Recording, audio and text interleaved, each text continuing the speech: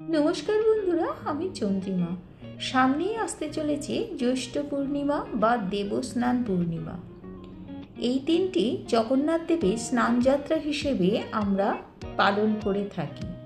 কবে এই বিশেষ দিন এবং এই তিথি কখন শুরু হবে এবং কখন শেষ হবে সবই জানবো আজকে।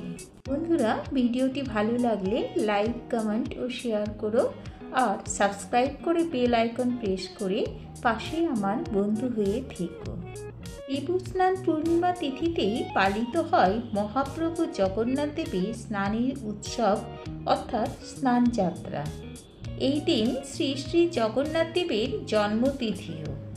এই পূর্ণিমা তিথি শুরু হচ্ছে ইংরেজির 10ই জুন এবং বাংলার 26শে জ্যৈষ্ঠ মঙ্গলবার।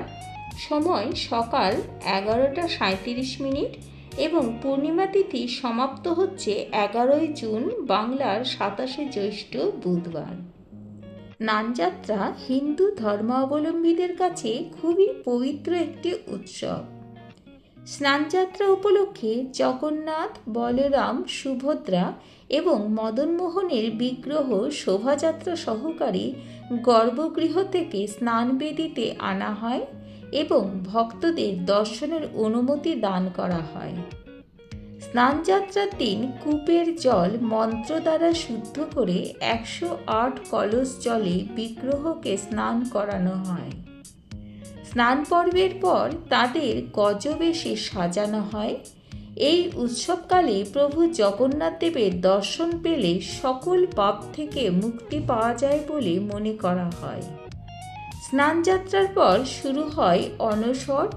এই অনশরকালে জগন্নাথ দেবের অসুস্থতার কারণে ভক্তগণের অন্তরালে গোপন স্থানে চিকিৎসাধীন থাকেন বাবা জগন্নাথ।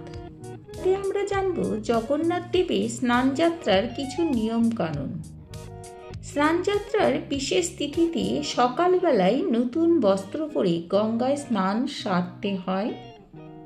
এরপর মন্দিরে বা বাড়িতে থাকা জগন্নাথ দেব, বলরাম ও সুভদ্রার পুজো করার নিয়ম আছে। তবে পুজোর আগে তাদের অবশ্যই স্নান করাতে হয়। গঙ্গা জলে ও কাঁচা দুধের সঙ্গে আতর ও চন্দন কর্পূর মিশিয়ে নিষ্ঠা মনে স্নান করাতে হবে। স্নানের পর 108টি তুলসী পাতা জগন্নাথ দেবের চরণে নিবেদন করতে হবে। জগন্নাথ দেব, সুভদ্রা ও বলরাম তিনজনের মূর্তির সামনে গোলাপ ফুল দিয়ে সাজান ও 5 রকমের ফল উৎসর্গ করুন। এই দিন একজন ব্রাহ্মণকে ভোজন করানো খুবই শুভ বলে বিবেচিত হয়। বন্ধুরা, এইভাবে আমরা জগন্নাথ দেবের স্নানযাত্রার বিধি সম্পন্ন করব।